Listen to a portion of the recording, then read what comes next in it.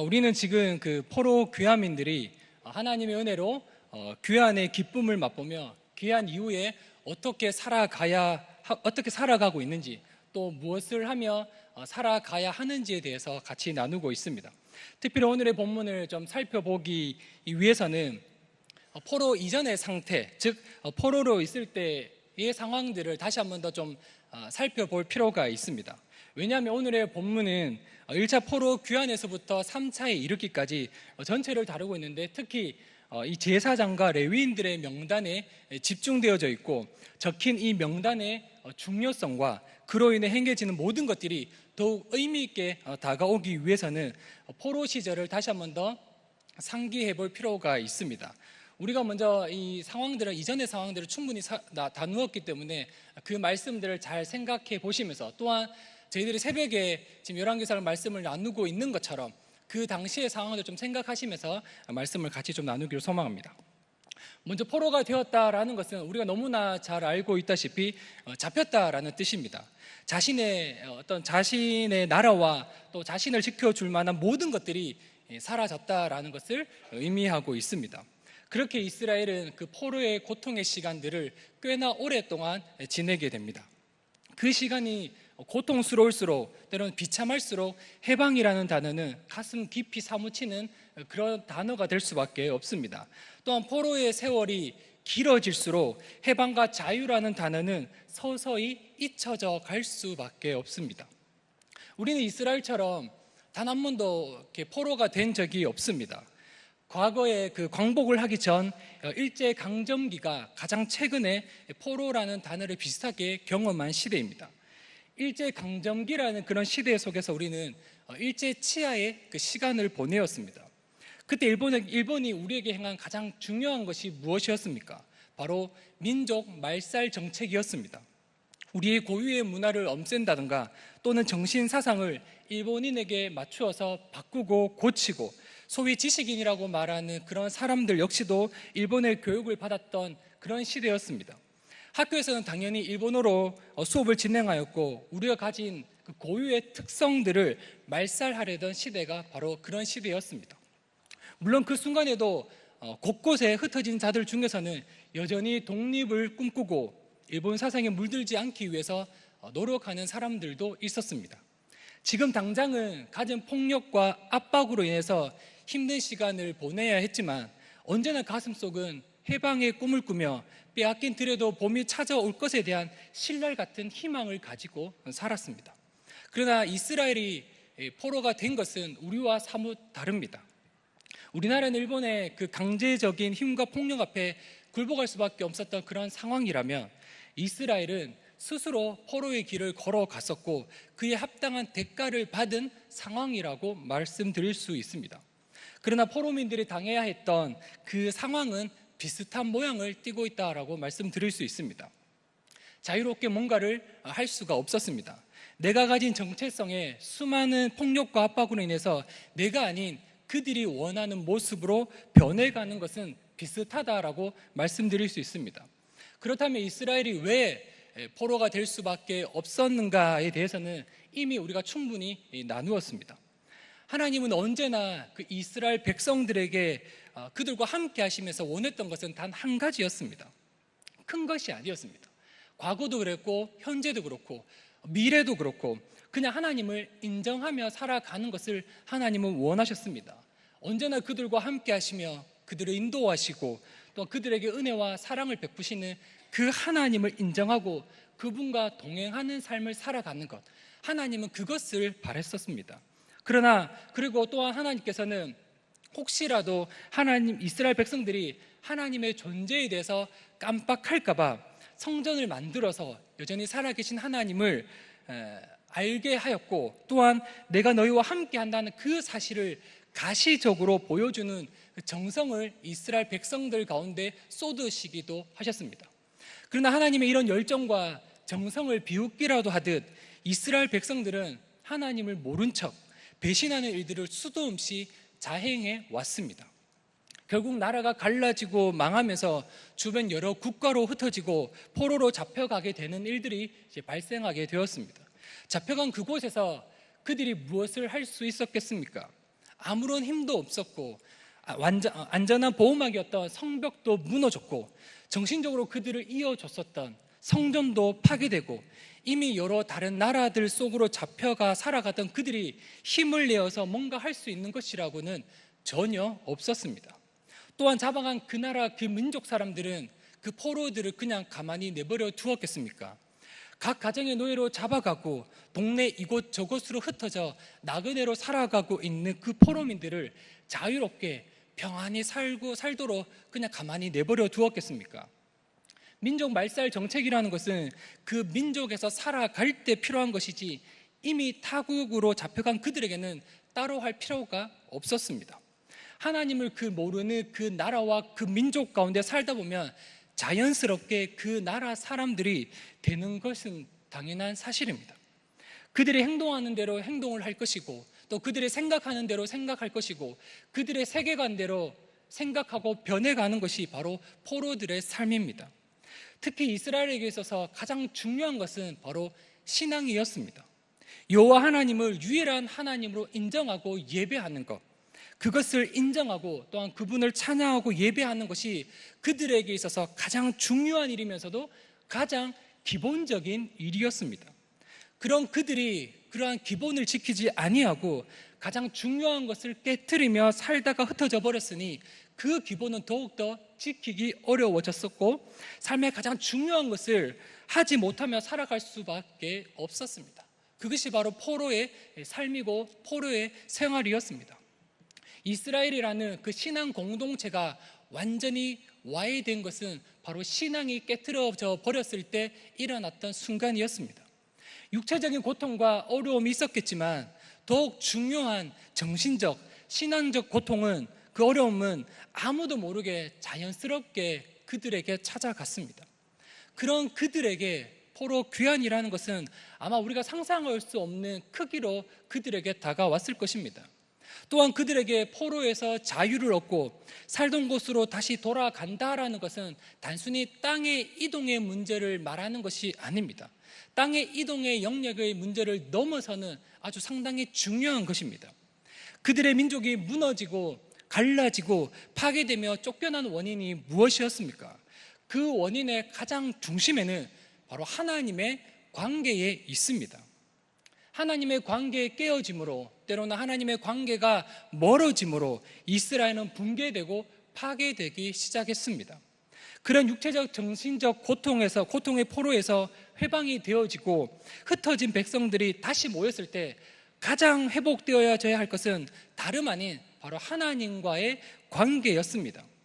깨어진 관계로 흩어짐을 당하게 되었다면 그 흩어짐을 면하게 되었을 때 가장 먼저 해야 될 것은 바로 하나님의 관계에 염두에 두고 집중하며 다시 하나님과 깨어진 관계를 회복하는 데 온 힘을 쏟아야 했습니다.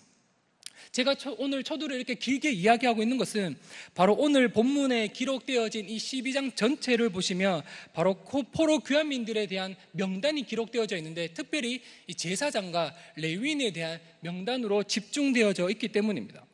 흩어진 백성들이 모이게 되고 돌아온 백성들 중 먼저 제사장과 레위인들의 명단이 기록된 것은 전달하고자 하는 뜻이 분명합니다. 돌아온 이스라엘 백성들에게 제사장과 레위인이 주는 역할과 의미는 상당히 중요하다라고 말씀드릴 수 있습니다. 제가 계속해서 말씀을 드렸지만 깨어짐과 흩어짐의 원인이 하나님과의 관계에 있다면 다시 회복함에 있어서 중요한 역할들을 담당하는 직함이 바로 오늘 살펴보게 될 제사장과 레위인입니다. 그래서 오늘 본문의 1차 포로 귀환에서부터 시작하여서 3차 이르기까지 제사장과 레위인의 명단이 적혀 있는 것이며 그들은 24절의 기록처럼 하나님의 사람 다윗의 명령대로 순서를 따라 주를 찬양하고 감사했다라고 오늘 성경은 기록하고 있습니다. 아마도 그들은 흩어진 상태에서 많은 후회를 했을 것입니다. 그들의 조상, 그들이 그토록 자랑하고 사랑했던 그 하나님의 사람 다윗의 명령대로 지키지 못한 것에 대해서 또한 하나님을 찬양하고 감사하는 그 단순한 일을 하지 못한 것에 대한 후회가 있었을 것입니다. 그리고 지금 돌아온 백성들과 함께 이 제사장과 레위인들은 너무나 자연스럽고 특별한 그것을 이제야 하고 있습니다. 바로 하나님을 인정하고 하나님을 찬양하고 주를 감사하고 찬양하는 일이었습니다. 그들은 그것을 제대로 하지 않았고 또 잊었기 때문에 그들은 그토록 무너질 수밖에 없었습니다. 24절에 보시면 하나님의 사람 다윗이 명령한 대로 했다라는 본문의 말씀이 적혀져 있습니다. 하나님의 사람 다윗의 명령대로 했다라는 것은 바로 하나님을 향한 예배가 회복되었다라는 의미입니다. 오래전 그들이 너무나 자연스럽게 했던 것, 그리고 아주 특별한 것, 그 예배의 삶이 회복되었다라는 것을 의미하고 있습니다. 무너진 그것들이 회복될 때 감사와 찬양이 생겨날 수밖에 없습니다. 깨어진 것들이 다시 회복되어질 때 하나님을 향한 예배가 시작될 수밖에 없습니다. 무너진 이스라엘의 회복을 위해서 무엇보다도 먼저 시작된 것은 바로 성전의 회복이었습니다. 그리고 오늘 이 성벽 재건을 통해서 이스라엘은 외형적으로는 완전한 회복의 모습을 갖춰가고 있습니다. 그러나 정작 회복되어야 될 것은 진짜는 바로 예배였습니다. 그 예배에 있어서 가장 중요한 역할을 담당하게 될 제사장과 레위인들의 명단은 바로 그 회복의 시작을 이야기를 하고 있습니다. 그리고 27절부터 시작되어지는 예루살렘 성벽이 완공되고 봉헌되는 말씀이 나옵니다. 여기서도 보면 그들의 정체성을 보호하고 또 안전히 지켜주었던 상징적인 성벽이 세워지고 봉헌하는 그날 그들은 감사하며 노래하며 재금을 치며 비파와 수금을 타며 즐거이 봉헌식을 행하기 위해서 모여들었다라고 성경은 기록하고 있습니다. 단순히 돌아온 것에 대한 감사와 찬양이 아닙니다. 단순히 벽이 세워졌기 때문에 감사하고 노래하는 것이 아닙니다. 모인 그들이 이 30절에 보면 제사장들과 레위 사람들이 몸을 정결하게 하고 또 백성과 성문과 성벽을 정결하게 했다라는 그 표현에서 안전장치로서의 성벽이 아닌 이 모든 일에 제사장과 레위인들을 통해 마치 하나님 앞에서 거룩하게 제사를 드리는 행위를 통해서 하나님과의 관계가 회복됨에 대한 감사와 노래를 마음껏 드리고 있다라는 것을 우리는 알 수가 있습니다. 포로 귀한 공동체가 무엇보다도 우선시하고 중요시할 것은 바로 하나님을 아는 것이었습니다. 바로 이런 하나님을 인정하는 것이었습니다. 그런 하나님께 나아가 감사와 찬양을 드리는 그 관계의 아름다움을 회복하고 유지하는 것임을 오늘 본문은 우리에게 너무나 잘 보여주고 있습니다. 성벽이 그냥 지어진 것이 아닙니다. 순탄하지 않았습니다. 여러 가지 음모와 방해가 있었고 심지어 생명의 위협을 받게 되어지는 일까지 있었습니다. 그럼에도 불구하고 이 성벽 역사가 50일 만에 끝나게 되자 모든 대적과 주위에 있는 이방 족속들이 다 듣고 크게 낙담하게 되는 일들이 일어났습니다. 그 이유는 단 한 가지였습니다. 6장 16절의 말씀처럼 그들이 우리 하나님께서 이 역사를 이루신 것을 알미니라. 바로 이 대적들과 이방 족속들이 하나님께서 그 일을 하셨다라는 그 사실을 알게 되자 그들은 두려워 떨며 낙담할 수밖에 없었습니다. 하나님의 역사, 하나님을 인정하는 것, 하나님이 하셨다라는 그 사실을 인정하게 되는 것, 하나님을 알지 못하고 또 하나님을 모르는 백성들, 하나님을 대적하는 백성들은 하나님의 이 기적과 역사와 하나님의 살아계심은 그들은 두렵고 떨리게 하는 것으로 반응이 나오게 됩니다. 그러나 믿는 성도에게는 하나님의 역사와 하나님의 살아계심을 인정하는 것은 감사와 찬양이 일어난다라는 것이죠. 하나님의 살아계심을 두고 하나님을 대적하는 사람들과 또 하나님을 믿는 백성들 사이의 반응은 현저하게 다름을 오늘 본문은 우리를 통해서 알려주고 있습니다.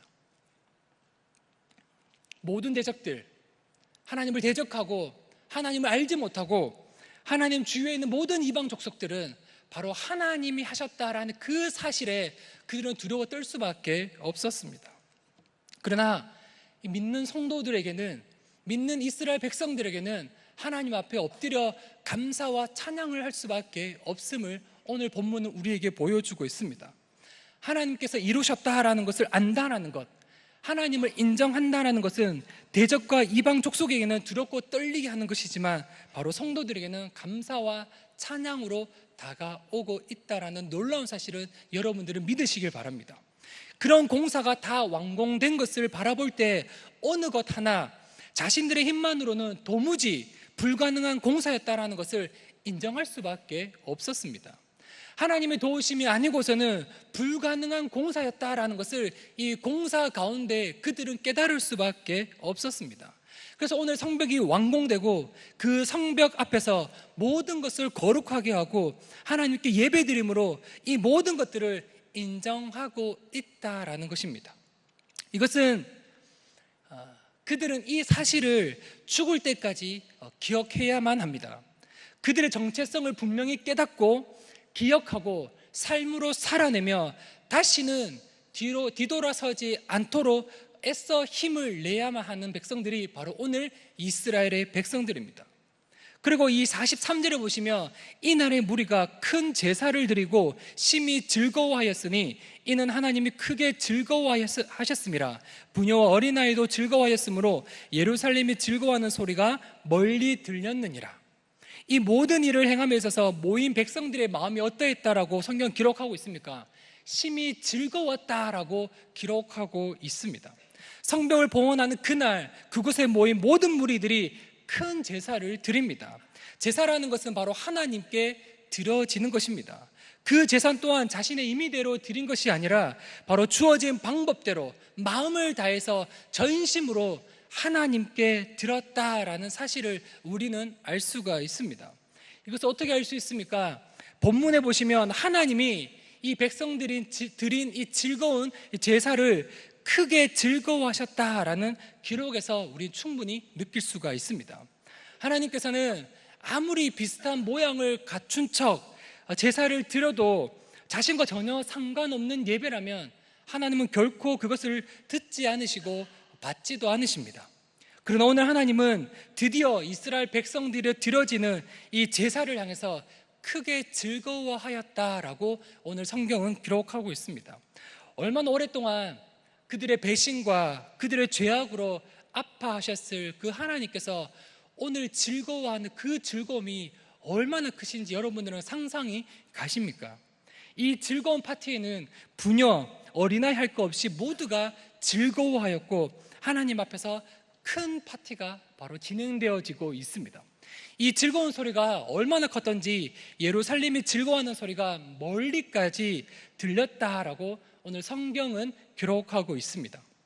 그리고 44절에부터는 제사장과 레위 사람들에게 준 몫에 대한 이야기를 하고 있는데 44절에 보시면 그날에 사람을 세워 곳간에 맡기고 제사장들과 레위 사람들에게 돌릴 것 곧 율법에 정한 대로 거제물과 처음 익은 것과 11조를 모든 성읍밭에서 거두어 이 곳간에 쌓게 하였노니 이는 유다 사람이 섬기는 제사장들과 레위 사람들로 말미암아 즐거워하기 때문이라. 이스라엘 백성들이 율법에 정한 대로 거제물과 처음 익은 것 그리고 11조를 모든 성읍밭에서 거두어 곳간에 쌓게 한 이유는 바로 제사장과 레위 사람들로 말미암아 즐거워하였기 때문이다라고 성경은 기록합니다. 제사장과 레위인들이 무엇을 하였기에 그들이 즐거워하였습니까? 그들은 정해진 역할에 정해진 방법대로 전심으로 하나님께 제사를 드린 것뿐입니다. 원래의 것, 그들이 세움을 받은 목적대로 살며 행하는 것, 그 당연하고 자연스러운 것을 할 때 백성들은 즐거워하였고 백성 또한 율법에 정한 대로 곳간을 쌓게 했습니다. 이 얼마나 아름다운 모습입니까? 제사장과 레위인들은 자신들에게 주어진 업무를 충실히 행하고 있고 백성들 또한 정해진 업무대로 율법대로 행하고 살아가고 있습니다. 특별히 무엇인가를 더 했다라는 것이 아닙니다. 특별히 무엇인가를 더 열정을 내어서 특별히 무엇인가를 했다라고 기록되어져 있지 않습니다. 그저 그들은, 이 제사장과 레위인들은 그저 그들에게 주어진 소명대로 맡겨진 업무와 책임대로 그 제사 드리는 일들을 전심으로 다했을 뿐이고 그것을 바라보는 백성들은 마음껏 즐거워하였고 율법대로 그들의 삶을 드렸다라고 오늘 성경은 우리에게 가르쳐 주고 있습니다. 이것을 우리에게 적용해 본다면 성도로서 성도에게 주어진 일상을 벗어나지 않은 채 살아가는 것이 하나님께 얼마나 큰 즐거움이 되든가라고 우리는 생각해 볼 수 있습니다. 또한 우리들에게는 그 일들이 바로 감사와 찬양이 된다는 의미도 생각해 볼 수가 있습니다. 성도로서 그 일상을 벗어나지 않은 채 그 일상 통해서 하나님을 인정하고 하나님을 예배하고 하나님께 감사와 찬양을 드리는 그 모든 행위가 특별히 무엇인가를 크게 더하거나 뭔가 열정을 내어서 더하지 않아도 그저 성도로서 하나님을 예배하고 찬양하는 것, 그 일들이 바로 하나님께는 큰 기쁨이 된다라고 오늘 성경은 우리에게 말씀하고 있는 겁니다. 자신이 맞는 기준대로 살아가지 않는 것, 그리고 자신의 표대를 향해서 달려가지 않는 것, 바로 성경이 말씀하신 기준과 표대이신 예수 그리스도를 닮아가려고 애를 쓰며 살아가는 것, 그것이 바로 하나님께는 큰 기쁨이 되는 성도의 삶이다라고 말씀을 드릴 수가 있습니다. 그것이 얼마나 큰 기쁨이고 얼마나 아름다운 것인가를 오늘 본문을 통해서 우리에게 알려주고 있습니다. 이 신앙의 빼앗긴들의 봄이 찾아온 것은 그들 스스로의 노력이 먼저가 아니었습니다. 바로 하나님의 은혜로 진행되어졌고 그 후에 백성들은 다시 처음으로 돌아가 자신들에게 주어진 삶을 살아갈 때 그제서야 비로소 하나님은 큰 기쁨으로 이스라엘 백성들에게 반응하셨습니다. 이것이 바로 하나님의 나라의 공동체이지 않겠습니까? 신앙의 순수함이 회복되어지고 백성들은 하나님을 온전히 예배하고 하나님께서는 그 예배로 인해서 크게 기뻐하는 것, 그것이 바로 하나님의 나라이지 않겠습니까? 이것보다 더한 하나님의 나라가 있겠습니까? 하나님께서 우리 가운데 영광을 보여주시고 그 영광을 경험한 사람들은 그 영광 앞에 온전히 순종하며 하나님을 예배하며 감사하며 찬양하는 것, 그리고 하나님께서는 이 백성들의 기쁨과 찬양과 감사로 인하여서 너무너무 기뻐하고 즐거워하시는 것, 또한 하나님께서 여전히 그 기쁨으로 말미암아 또다시 이스라엘 백성들, 때로는 우리들에게 하나님의 영광을 계속해서 비추어주고 알려주고 드러내는 것, 이것이 무한 반복이 되는 나라, 그것이 바로 하나님의 나라이지 않겠습니까? 이것보다 더 큰 하나님의 나라가 있습니까? 이보다 더 큰 하나님의 나라의 백성으로서 해야 될 일이 있습니까? 없습니다. 바로 하나님을 인정하고 하나님을 마음껏 찬양하고 예배하는 것, 그것이 바로 성도로서 하나님을 가장 기쁘게 하는 가장 기본적이면서도 가장 특별한 삶이라는 것을 우리는 반드시 기억을 하셔야 합니다. 그래서 오늘 이 본문에 이스라엘이 그토록 회복을 원하고 꿈꿨던 공동체는 바로 잃어버린 나라를 되찾고 빼앗긴 자유를 회복하고 주권을 다시금 자신들에게로 돌아오는 것, 그것도 있었겠지만 더 나아가 이스라엘 백성들이 하나님을 예배하는 신앙 공동체로서의 회복이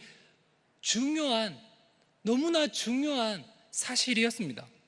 자신들의 삶의 풍요와 자유를 위해서 살아가는 것이 아니라 바로 자신들의 삶의 중심에 하나님이 계심을 깨닫고 하나님이 주시는 그 풍요와 자유를 누리며 살아가는 그 공동체가 이스라엘이 정말로 원하고 꿈꾸던 그런 공동체였고, 또 하나님께서 이스라엘 백성들에게 정말 원하는 공동체가 바로 이러한 공동체였습니다. 결국 이스라엘의 이 존재의 가치와 정체성은 다른 어떤 곳에서 찾을 수 있는 것이 아닙니다.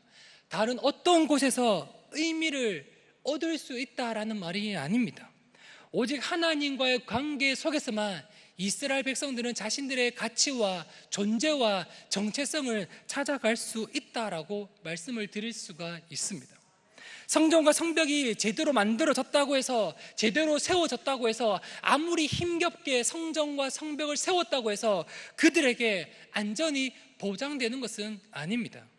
하나님과 어떤 관계 속에 있느냐가 이스라엘 백성들의 존재와 이스라엘 백성들의 가치와 정체성이 안전 가운데 머무를 수 있다라는 말입니다. 오늘 이것을 우리에게 적용시켜 봅시다. 오늘 성도로 일컬어지는 우리의 존재와 우리의 가치와 우리의 정체성은 어디에서부터 찾아가고 있습니까? 대체 나는 누구이며 나는 무엇을 위해 존재하며 나는 어떤 꿈을 향해서 달려가고 있는가 하는 그런 질문 앞에 우리는 하나님을 빼고 그 답을 찾을 수가 있습니까? 하나님이라는 그 단어를 말씀드리는 것이 아닙니다.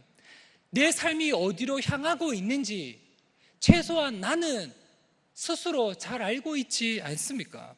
나는 왜 공부를 열심히 해야 하는지, 나는 왜 직장에서 열심히 일을 하며 살아가야 하는지, 때로는 나는 가정에서 자신의 역할들을 왜 이렇게 충실하게 행해야 하는지, 나는 자녀들을 왜 이렇게 애타며 그렇게 열심히 키워가고 있는지,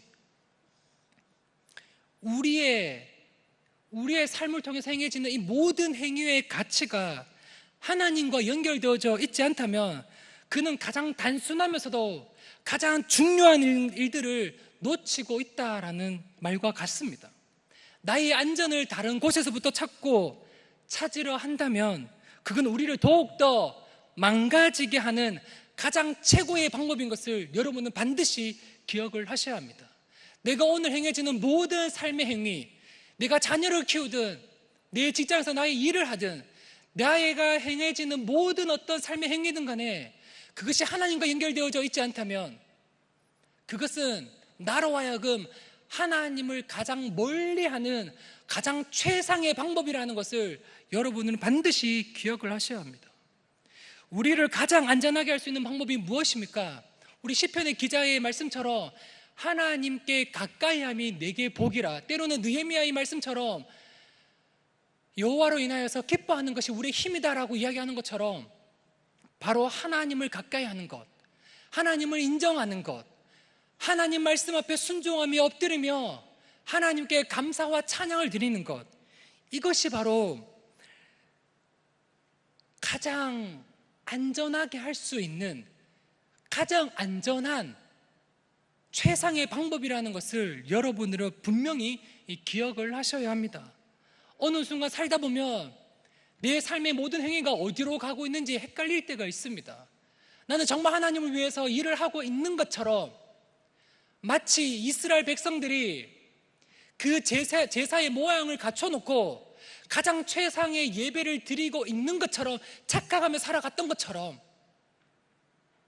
우리는 그렇게 일상의 제사를 드리며 일상의 예배를 드리며 그렇게 일상을 살아갈 수가 있습니다.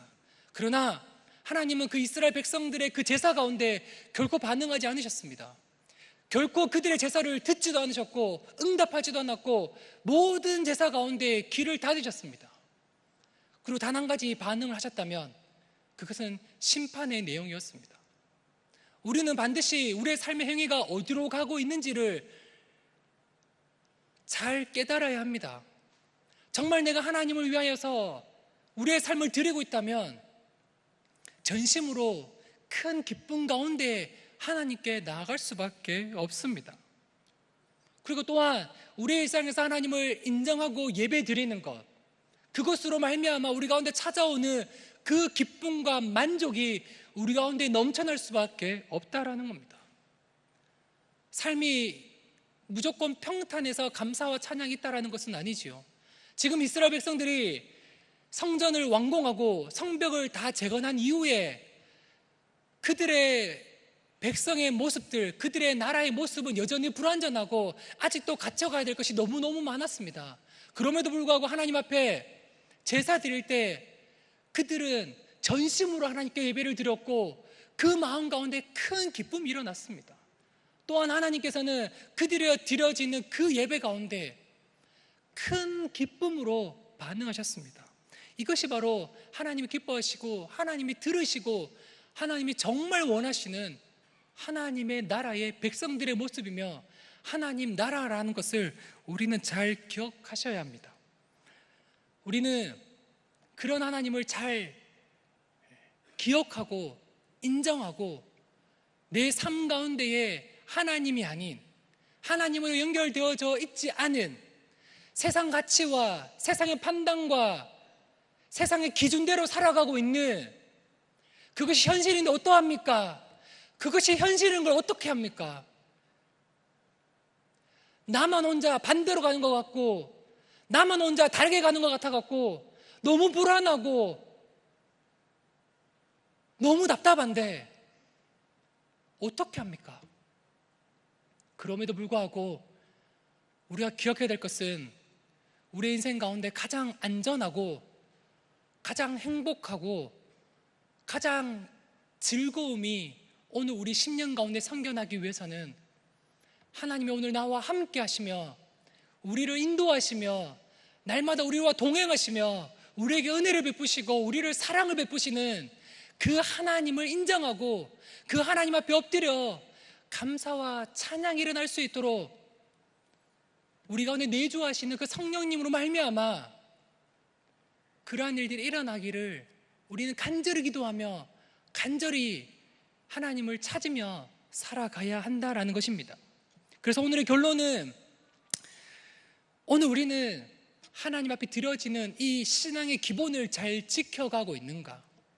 마치 제사장과 레위인들이 가장 기본적인 일들을 가장 잘 지켜나갔을 때 백성들은 그들의 일로 말미암아 기뻐하였고 즐거워하였고, 심지어 하나님께서도 그들의 기본적인 그 자연스럽고 기본적인 그 제사와 그 삶을 통하여서 크게 기뻐하셨던 그 삶이 오늘 나에게 있는가라는 것을 고민하고 좀 생각을 했으면 좋겠습니다. 그래서 만약에 오늘 나의 일상 가운데 나의 일상의 삶이 하나님과 끊겨져 있는 것이 있다면, 마치 하나님인 것처럼 그렇게 생각하고 싶고 또 그렇게 생각하며 살아가고 있는 것이 있다면 그것을 속히 끊어내버리고 다시 하나님께 전심으로 하나님께 감사와 찬양을 드릴 수 있는, 하나님을 향한 예배가 일어날 수 있도록 간절히 기도할 수 있는 귀한 날이 되었으면 좋겠습니다.